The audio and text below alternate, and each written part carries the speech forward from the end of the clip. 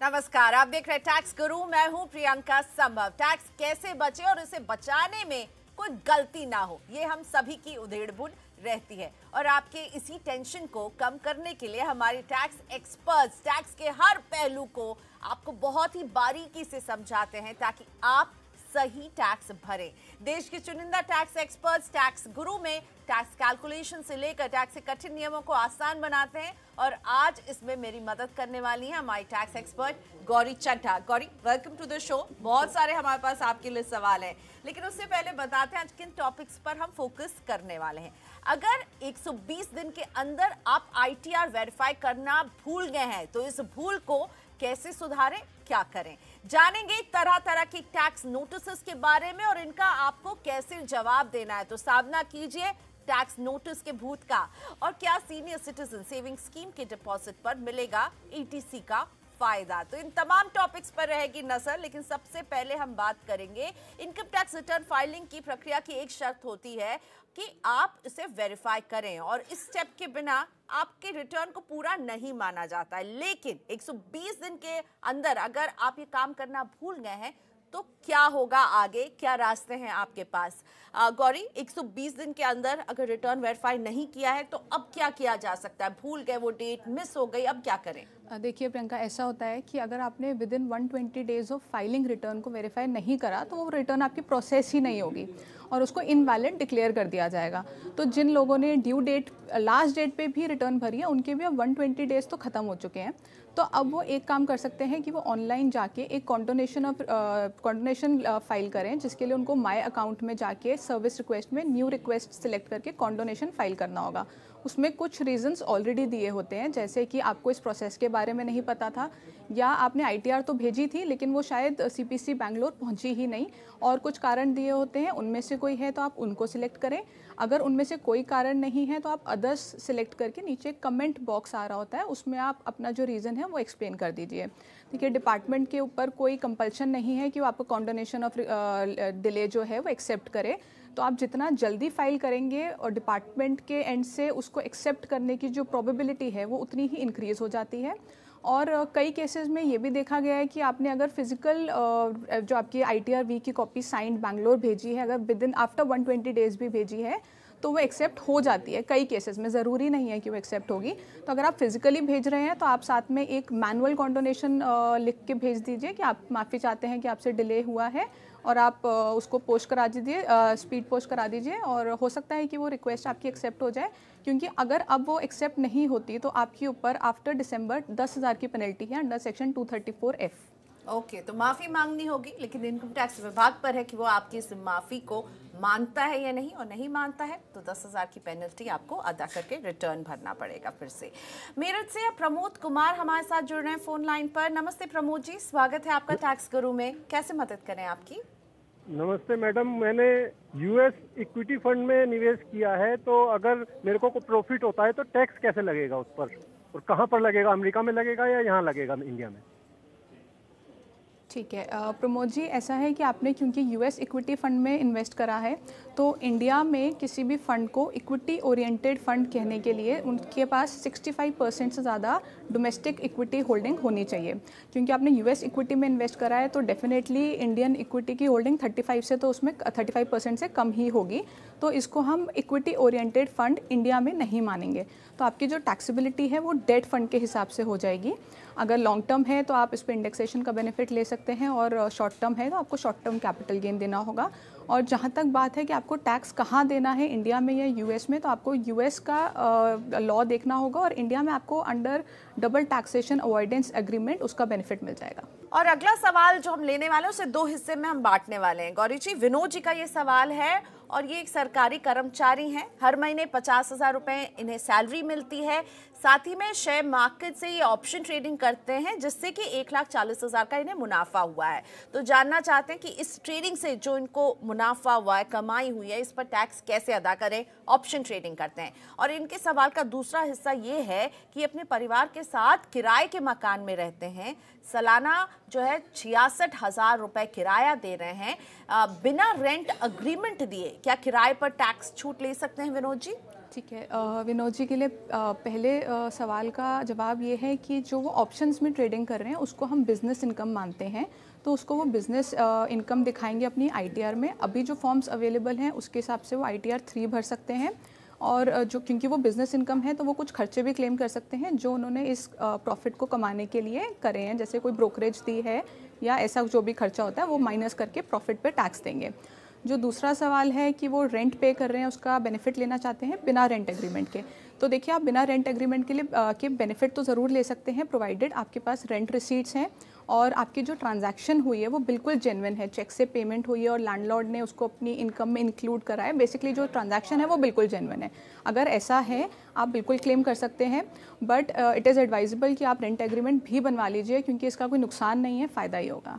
अगला सवाल एस रूपचंद जी का है। रूपचंद जी जो है अभी अभी रिटायर हुए हैं, एक निजी कंपनी में काम करते थे। इनका बेटा और ये खुद 30% के टैक्स ब्रैकेट में आते हैं। इनकी जो पत्नी है उनकी उम्र 56 साल है और वो 20% के टैक्स ब्रैकेट में आती हैं।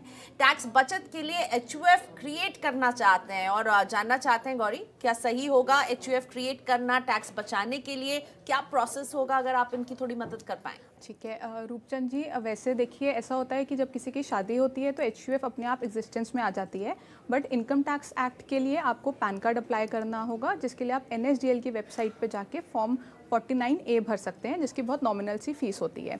उसके बाद आप एक लीगल डीड भी बना सकते हैं जो कंपलसरी नहीं है, बट उसके बाद आपको एक बैंक अकाउंट ज़रूर खुलवाना होगा HUF के नाम पे, क्योंकि आप अपने घर में सबसे बड़े हैं तो आप इस HUF के कर्ता होंगे, और जो आप HUF बनाएंगे उसका जो बेसिक एग्जेम्पशन लिमिट है वो 2.5 लाख ही होगी, चाहे आप सीनियर सिटीज़न हैं। कर्ता की एज से जो HUF की स्लैब रेट होती है वो नहीं बदलती। और देखिए आपके जो HUF है उसमें कुछ क्लबिंग के प्रोविजंस आते हैं। अगर आप अपने रिलेटिव्स यानी कि जो आपके मेंबर्स हैं उनसे गिफ्ट्स लेते हैं तो आप जब गिफ्ट लेंगे वो आप नॉन रिलेटिव से लेंगे तो आपके लिए बेनिफिशियल होगा। अगर आप अपने ही रिलेटिव्स अपने ही मेंबर्स से गिफ्ट ले रहे हैं तो वहाँ पे क्लबिंग प्रोविजंस अप्लाई हो जाएंगे। चलिए, तो रूपचंद जी उम्मीद करते हैं आपको मदद मिली होगी। वैसे हम टैक्स गुरु में HUF के बारे में बहुत सारी बातें करते रहते हैं, अगर कुछ और क्लैरिटी चाहिए होगी तो आप ज़रूर हमें फिर से लिखिएगा। मुंबई से HS कामत अब हमारे साथ जुड़ रहे हैं। मिस्टर कामत, स्वागत है आपका टैक्स गुरु में। आज मेरे साथ हैं टैक्स एक्सपर्ट गौरी चड्ढा। पूछिए अपना सवाल। आप दोनों को नमस्कार। मुझे 3 साल पहले मेरे दादाजी का विल के माफिक एक एग्रीकल्चरल प्लॉट मिला था। मैंने उसको 2 महीने पहले रेसिडेंशियल प्लॉट कन्वर्ट करके 25 लाख में बेचा। मेरे दादाजी ने 50 साल पहले ये प्लॉट खरीदा होगा, किंतु इसका सेल या परचेज डॉक्यूमेंट मेरे पास नहीं है। 2001 में इसका दाम 3 लाख और इंडेक्सिंग के बाद आज उसका दाम 5 लाख हो जाता है। मैं इसको मेरा HUF रिटर्न्स में दिखाना चाहता हूँ। मुझे इसमें कैपिटल गेन्स टैक्स कितना देना पड़ेगा और HUF को इंडेक्स कॉस्ट का बेनिफिट मिलेगा या नहीं? थैंक्स। आपका ये जो लैंड था ये एग्रीकल्चरल लैंड था? हाँ, पहले एग्रीकल्चरल लैंड था और उसको 3-4 साल पहले कन्वर्ट किया था वो रेजिडेंशियल। ठीक है, तो बेसिकली आपका जो लैंड था वो रेजिडेंशियल प्रॉपर्टी ही थी जो आपने सेल करी है? हाँ, अभी रेजिडेंशियल। जब सेल की तब रेजिडेंशियल लैंड हो गया था, इन्होंने कन्वर्ट किया था। पहले ये एग्रीकल्चरल के दायरे में आता था, कन्वर्ट किया था। जब सेल की तो उसकी जो स्टेटस थी वो रेजिडेंशियल। कामत जी, ऐसा है कि आपको इस पे कैपिटल गेन टैक्स देना होगा क्योंकि ये रेजिडेंशियल प्रॉपर्टी थी, और इसके लिए आप अपनी HUF में बिल्कुल दिखा सकते हैं और आपको इंडेक्सेशन का बेनिफिट भी ज़रूर मिलेगा। अगर आप टैक्स सेव करना चाहते हैं तो आप सेक्शन 54 के अंडर आप टैक्स सेव कर सकते हैं, जिसमें आपको एक और रेजिडेंशियल प्रॉपर्टी खरीदनी होगी, या तो 1 साल पहले या 2 साल बाद, और अगर आप कंस्ट्रक्ट करते हैं तो 3 साल बाद में आपको कंस्ट्रक्ट करनी होगी। और इसके अगर आप प्रॉपर्टी भी नहीं खरीदना चाहते तो सेक्शन 54 EC के अंडर आपको स्पेसिफाइड बॉन्ड्स में आपको अपना पैसा इन्वेस्ट करके कुछ टाइम के लिए रखना होगा, तब भी आप कैपिटल गेन बचा सकते हैं। तो कामत जी, आपका टैक्स बचेगा 54 EC में निवेश करके भी, इसका ख्याल आप रखिएगा। एक छोटा सा ब्रेक यहाँ पर लेंगे और ब्रेक के बाद टैक्स नोटिस उड़ा सकती है आपकी नींद, लेकिन अगर आप जानते हैं कि इनका जवाब कैसे दिया जाए तो दिक्कत होगी कम, और आगे हम इन टैक्स नोटिस के बारे में ही समझने वाले हैं।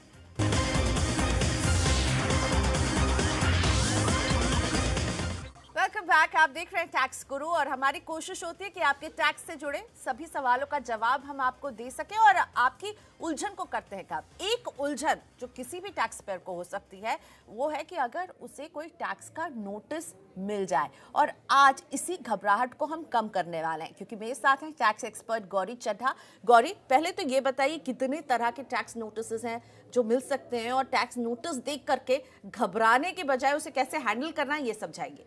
ठीक है प्रियंका, ऐसा होता है कि वैसे अब जैसे रिटर्न प्रोसेसिंग का टाइम आ चुका है और यूजुअली इस टाइम तक देखा गया है कि रिटर्न्स प्रोसेस हो चुकी होती हैं, तो अब नोटिसेस आने का टाइम है।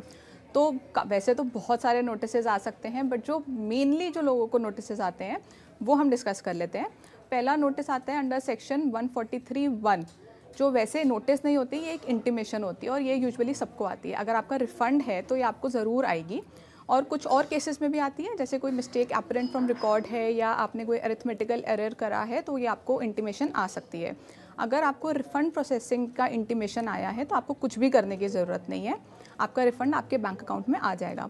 अगर आपने कोई और आपको अरिथमेटिकल एरर या मिस्टेक अपरेंट फ्रॉम रिकॉर्ड है और उसके लिए अगर आपको ये इंटीमेशन आई है तो आप इसको रेक्टिफाई कर सकते हैं। फिर एक नोटिस आता है सेक्शन 142(1) में, जिसमें अगर तो आपने अपनी रिटर्न ही नहीं भरी है तो आपको एओ आपको 142(1) में बोल सकता है कि आप अपनी रिटर्न फाइल करें, या आपसे कोई एडिशनल डॉक्यूमेंट्स मांग सकता है। अगर आपको रिटर्न फाइलिंग के लिए नोटिस आया है, आपको अपनी रिटर्न फाइल करनी होगी। अगर कोई एडिशनल डॉक्यूमेंट्स मांगे गए हैं तो आपको वो ले जाके दिखाने होंगे। एक और जो नोटिस आता है 143(2) में, जो स्क्रूटनी असेसमेंट होता है, ये थोड़ा सा खतरनाक होता है क्योंकि इसमें पार्शियल और फुल स्क्रूटनी हो सकती है, जिसमें आपके सारे खाते मंगाए जा सकते हैं। इस केस में अब ई स्क्रूटनी होती है, अदरवाइज़ आपको पर्सनली डिपार्टमेंट विजिट करके सारे डॉक्यूमेंट्स लेके जाके दिखाने होते हैं। उसके बाद एक जो नोटिस आ सकता है वो है अंडर सेक्शन 156, जिसमें अगर आपकी कोई डिमांड असेसिंग ऑफिसर ने निकाली है, जैसे इंटरेस्ट पेनल्टी या कोई टैक्स आपने कम पे करा है, तो वो डिमांड अराइज हो सकती है। उस केस में आप ऑनलाइन जाके अपना जब आप नोटिसेस देखेंगे वहाँ पे 3 ऑप्शन आ रहे होंगे कि आप इस डिमांड से अग्री करते हैं, या आप इस डिमांड से पार्शियली अग्री करते हैं, या ये जो डिमांड है आप इससे टोटली डिसअग्री करते हैं। अगर आप इस डिमांड से अग्री करते हैं, आप अग्री पे क्लिक करके उसको पे कर दीजिए। अगर आप डिसअग्री करते हैं, डिसअग्री क्लिक करके आप छोड़ दीजिए उसको, और कुछ टाइम के बाद आप उसका स्टेटस चेक करिए कि क्या असेसिंग ऑफिसर ने आपका जो डिसअग्रीमेंट है उसको एक्सेप्ट करा है या नहीं करा है। उसके अलावा जो एक सेक्शन में नोटिस आ सकता है वो है सेक्शन 245 में, जिसमें अगर किसी पिछले साल की डिमांड आपकी अनपेड रह गई है और इस साल में आपका कोई रिफ़ंड था, तो डिपार्टमेंट आपका वो डिमांड इस साल के रिफ़ंड से एडजस्ट करने के लिए आपको इंटीमेशन देगा। अगर आप इस नोटिस का रिप्लाई विदिन 30 डेज़ नहीं करते तो ऑटोमेटिकली वो रिफ़ंड से एडजस्ट हो जाएगा। अदरवाइज सेम प्रोसीजर है, आप उस डिमांड से अग्री करते हैं तो आप अग्री पे क्लिक कर दीजिए, वो आपका वो हो जाएगा, एडजस्ट हो जाएगा। और अगर आप डिसअग्री करते हैं तो फिर कुछ दिन बाद आप नोटिस अपना ऑनलाइन जाके चेक करेंगे कि वो एक्सेप्ट हुआ है कि नहीं। यानी बहुत ज़रूरी है कि किस सेक्शन के तहत ये नोटिस मिल रहा है, इसे समझिए और फिर तय कीजिए इसका जवाब कैसे देना है। घबराइए बिल्कुल भी नहीं।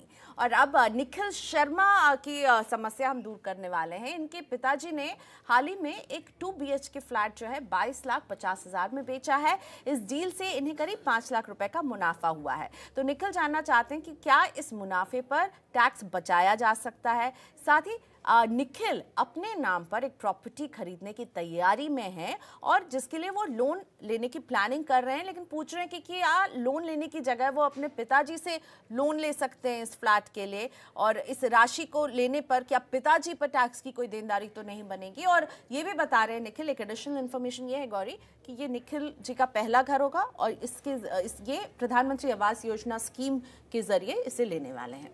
ठीक है निखिल, पहले तो आपके पिताजी को इस 5 लाख पे टैक्स बिल्कुल देना होगा। अगर ये टैक्स बचाना चाहते हैं तो अभी जैसे हमने पहले भी 2 सेक्शंस बताए, सेक्शन 54 जिसमें आपको 1 साल पहले या 2 साल बाद में घर खरीदना होता है, या विदिन 3 इयर्स कंस्ट्रक्ट करना होता है, इस सेक्शन में आप बचा सकते हैं, या 54 EC जिसमें स्पेसिफाइड बॉन्ड्स में आपको कुछ समय के लिए इस राशि को रखना होगा। इन 2 सेक्शंस के अंडर आप टैक्स बचा सकते हैं। अगर वो आपको कुछ पैसा देते हैं घर खरीदने के लिए तो देखिए उनके ऊपर कोई टैक्स की देनदारी नहीं है और आपके ऊपर भी नहीं है अगर ये गिफ्ट है। अगर वो लोन की तरह देते हैं और आप उनको इंटरेस्ट दे रहे हैं तो उस इंटरेस्ट पे उनको टैक्स देना होगा। और जहाँ तक आप प्रधानमंत्री आवास योजना की बात कर रहे हैं तो उसकी कुछ कंडीशंस हैं जो आपको फुलफ़िल करनी होंगी, जिसमें एक मेजर कंडीशन ये है कि आपके घर में किसी भी मेंबर के पास कोई घर ना हो ऑलरेडी। अगर आपके फादर के पास ऑलरेडी घर है तो शायद आप इस योजना में नहीं घर ले सकते, और यहाँ पे एक फीमेल मेंबर का होना भी साथ में ज़रूरी है। तो आप एक बार इसकी कंडीशन ज़रूर चेक कर लीजिएगा। ठीक है Nikhil, best of luck. Condition जरूर चेक कर लीजिएगा, लेकिन आप पिताजी से पैसे ले सकते हैं, बतौर गिफ्ट लेंगे तो टैक्स की कोई यहाँ पर किसी को भी टेंशन नहीं होने वाली है। मुंबई से एसपीजे ताराचंद हमारे साथ फोन लाइन पर जुड़ने में। मिस्टर ताराचंद, स्वागत है आपका। बताइए क्या है आपका सवाल। हाँ जी, मैं एक सीनियर सिटीजन हूँ, 72 ईयर्स ऑफ एज। पहले तो मैं सीएनबीसी आवास को, प्रियंका जी आपको और ऑल टैक्स गुरुज को शुक्रिया अदा करना चाहता हूँ, जिसकी वजह से मैं टैक्स रिटर्न फाइल करने में सक्षम हुआ हूँ। थैंक यू सर, हमें अच्छा लगा कि आपको हमारा शो अच्छा लगता है और आपको इससे फायदा भी मिल रहा है। Thank you so much. हाँ, बहुत फायदा मिला है, बहुत फायदा मिला है। अच्छा, मैंने 1975 और 2000 के बीच में कुछ शेयर खरीदे थे ब्रोकर से। इसके लिए मेरे पास कोई भी कॉन्ट्रैक्ट नोट नहीं है, और मैंने कुछ पब्लिक इशू में भी अप्लाई किए थे ड्यूरिंग सेम पीरियड। उससे भी मेरे को कुछ शेयर मिले थे। उसका भी कोई एडवाइस, खास कोई अलॉटमेंट एडवाइस मेरे पास नहीं है। तो मेरा सवाल यह है कि अगर मैं इसके लिए मैं ये शेयर कभी बेचे नहीं इतने सालों में, तो मैं ये जानना चाहता हूँ कि अगर मैं ये शेयर बेचूं तो कैपिटल गेन कैलकुलेट करने के लिए कॉस्ट प्राइस क्या लेनी चाहिए। और मेरा दूसरा सवाल यह है कि 2000 के पहले तो एससीडी कोई चार्ज था ही नहीं, तो मैंने एससीडी भरा नहीं है, तो इसके लिए क्या मुझे कोई एडिशनल टैक्स भरना पड़ेगा। ठीक है, बेसिकली ऐसा होता है कि जहाँ तक एक तो मुझे समझ आ रहा है, आपके जो ये शेयर्स हैं ये शायद फिजिकल फॉर्म में आपके पास पड़े होंगे, क्योंकि आपने ये बहुत पहले खरीदे थे और आपने शायद इनको डीमैट में कन्वर्ट नहीं कराया, वरना आपको शायद उसका रेट पता होता। तो डीमैट में कन्वर्ट कराने के लिए जो लास्ट डेट थी वो काफ़ी एक्सटेंड होने के बाद अब फाइनली 1 अप्रैल 2019 की डेट है, और मुझे नहीं लगता इसके बाद ये डेट बढ़ेगी। तो आप पहले तो इसको डीमैट फॉर्म में कन्वर्ट करा लीजिए।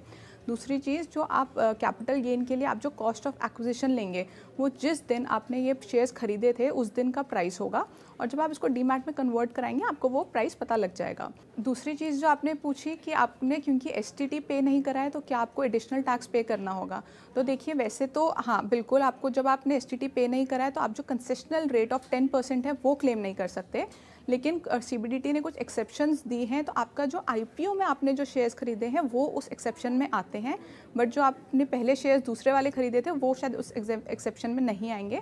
तो उन पे आपको जैसे normal long term capital gain taxable होता है वैसे टैक्स देना होगा, और जो आपने आईपीओ में लिए हैं उस पर आपको ये कंसेशनल रेट ऑफ 10% आप इस पर टैक्स दे सकते हैं।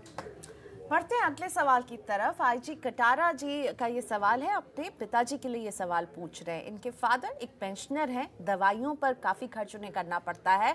तो कटारा जी ये पूछ रहे हैं कि क्या दवाई पर जो इनके पिता खर्च कर रहे हैं उस पर कोई किसी तरह की टैक्स छूट क्लेम कर सकते हैं। साथ ही में ये भी जानना चाह रहे हैं कि क्या इनके फादर कुछ राशि, अपनी पेंशन की कुछ राशि जो है परिवार के सदस्यों को दे सकते हैं ताकि टैक्स की देनदारी कम हो। देखिए, पहले तो आप अंडर सेक्शन 80D जो आप अपना इंश्योरेंस प्रीमियम पे करते हैं, जो सीनियर सिटीजन्स के लिए 30,000 तक की छूट होती है, वो क्लेम कर सकते हैं। उसके अलावा आप कोई खर्चा क्लेम नहीं कर सकते क्योंकि आप इंश्योरेंस प्रीमियम पे कर रहे हैं। अगर आपके पास कोई इंश्योरेंस पॉलिसी नहीं है तो आप 50,000 तक का खर्चा क्लेम कर सकते हैं, लेकिन उसके ऊपर आप कोई खर्चा क्लेम नहीं कर पाएंगे। दूसरा सवाल आपका कि अगर वो आपको कोई राशि गिफ्ट करते हैं या लोन की तरह देते हैं तो क्या उस पर वो टैक्स बचा पाएंगे। तो देखिए, ऐसा नहीं है। अगर वो गिफ्ट करते हैं तो आपके हैंड्स में वो एग्जेम्प्ट होगा क्योंकि आप रिलेटिव हैं, बट वो ऑलरेडी उस पर टैक्स दे चुके होंगे। और अगर वो आपको लोन की तरह भी देते हैं तो भी सेम चीज़ अप्लाई होती है कि वो उस पर टैक्स दे चुके हैं और आपको कोई टैक्स नहीं देना, लेकिन अगर आप कोई इंटरेस्ट उनको पे कर रहे हैं तो उस पर उनको टैक्स देना होगा। एक छोटा सा ब्रेक यहाँ पर लेंगे। ब्रेक के बाद सीनियर सिटीजन सेविंग स्कीम के निवेश पर क्या एटीसी की छूट मिलेगी, जानते हैं आगे।